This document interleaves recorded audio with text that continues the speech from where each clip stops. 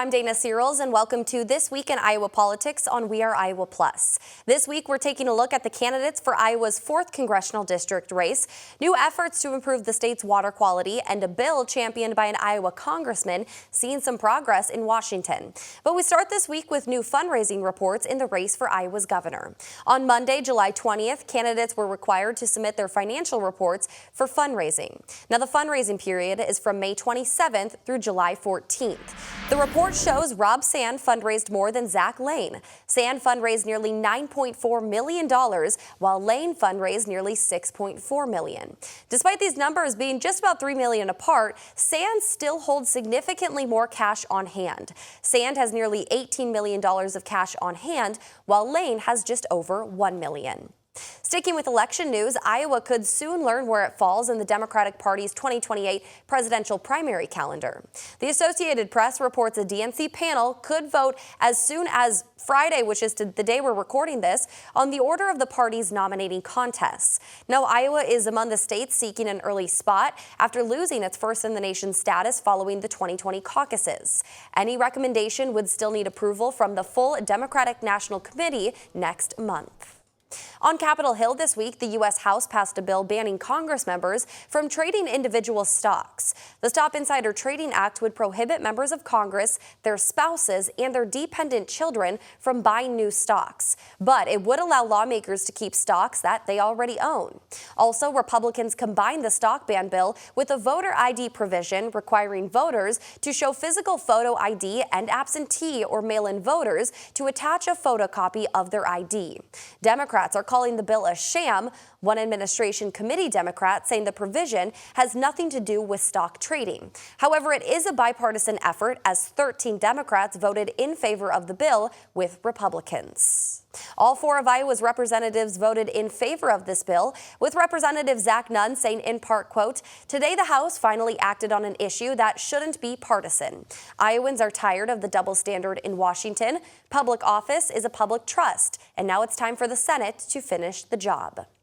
Well, this week, Governor Kim Reynolds and Iowa HHS are changing how the state handles federal survivor benefits for some children in foster care. Under the new policy, eligible benefits will no longer be used to help cover the cost of foster care. Instead, the money will be set aside in accounts for eligible youth. It specifically qualifies for children who have a deceased parent or other eligible relative. These accounts will transfer directly to them and can help cover education, housing, transportation, and other expenses that support long-term independence. This ensures that resources intended for the children are safeguarded. Now, when young people leave foster care, the accounts will transfer to them. Iowa leaders say it's the 31st state to adopt this approach. A new law that went into effect this month changes how police departments handle bias prevention as well as racial and cultural awareness training. It's no longer a state requirement, leaving it up to individual agencies to decide if they will keep doing it. Local 5's Emma Stroner explains what this law actually changes and how community stakeholders are navigating it. House File 2711. It includes multiple changes regarding education and law enforcement, including the elimination of racial and cultural awareness training at the Iowa Law Enforcement Academy and the yearly bias prevention training. The changes went into effect on July 1st, but for Waukee and Des Moines police departments, it does not change anything for us. We don't see any reason to stop it. They will continue doing what they always do. It is important for our team to understand that they're going to encounter different populations. We work through different processes to make sure that our team can appropriately handle those situations. We've been doing diversity and cultural awareness training for decades. We had a written policy in place years before 2020, so we certainly see the value in that, and we're going to continue it. While departments in the metro still choose to do the trainings, the NAACP still worries about the effects the new law could have later down the line. A relationship that works together to ultimately do the best for our community, that's what we should be focusing on. What we've seen in this last legislative session does not strengthen it. That's because legislation signed 6 years ago was different, the More Perfect Union Bill. It was a bipartisan police reform bill that mandated the trainings that are no longer required. For the NAACP, it's disheartening, especially because this was a bipartisan criminal justice reform effort. This is a huge step back for us. As NAACP hopes to take a step forward, President Betty Andrews says her team will push for the requirements to return not only during the next legislative session, but as we approach key elections. Our work has already begun. We're looking at the upcoming elections and wanting to make sure that we get people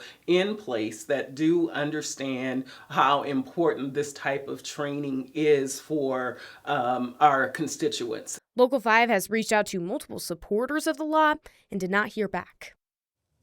That was Emma Stroner reporting. And while the law does eliminate the requirement for the racial, cultural, and bias trainings, it does require agencies to still be trained in de-escalation techniques. Waukee, Des Moines, and the NAACP all agree that's also important for police to have, but the NAACP does want others to understand that it's different than other training and does not replace it. Well, coming up this week, we're taking a look into the race for Iowa's 4th Congressional District seat. It's open because of Republican Randy Feenstra's run for governor.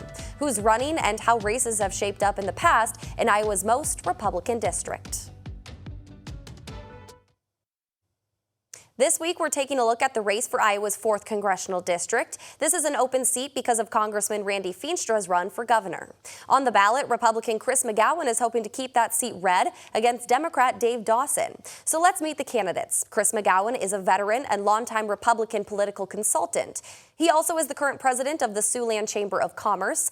He also serves as the chair of the statewide Iowa Chamber Alliance. The Democrat looking to flip that seat is Dave Dawson. Dawson is a former state representative. He served in the House from 2013 to 2015. He also served as a prosecutor in the Woodbury County Attorney's Office.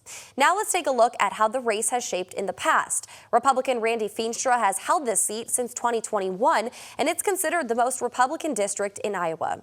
In 2022, Feenstra beat Democrat Ryan Melton, gaining 67.3% of the vote, and Melton gaining 30.4%.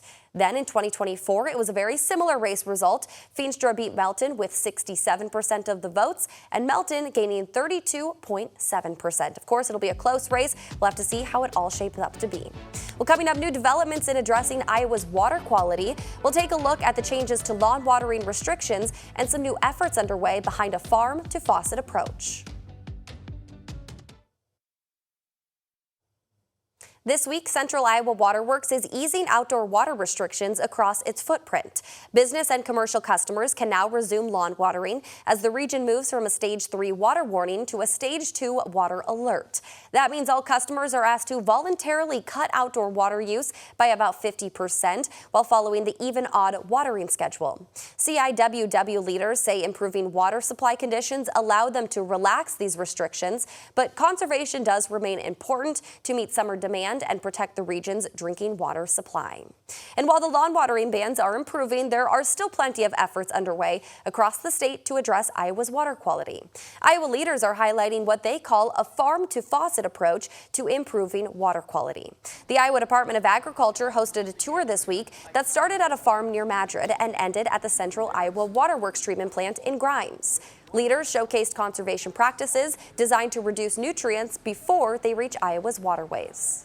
The more we can have places like this where we can kind of say, hey, come see what it takes, come see how, we may have changed this small amount, but we're able to stack all these benefits on. At the Grimes Treatment Facility, leaders showcased reverse osmosis technology and ongoing work to expand the regional water system. Those investments are an essential part of Iowa's water story.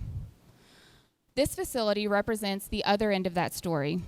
The technology in this plant is representative of how CIWW is expanding to produce drinking water that families and businesses can trust every day. Central Iowa Waterworks serves more than 600,000 people through a partnership of 12 water agencies across Central Iowa. Well, another pretty busy week in Iowa politics, so let's look ahead to what we are tracking next week. We'll continue tracking efforts to address the state's water quality. I'll also dive deeper into those campaign fundraising reports, and as always, we'll track any top political headlines. We'll have that and much more next week on This Week in Iowa Politics. Thank you all for watching on We Are Iowa Plus. I'm Dana Searles. Have a great day.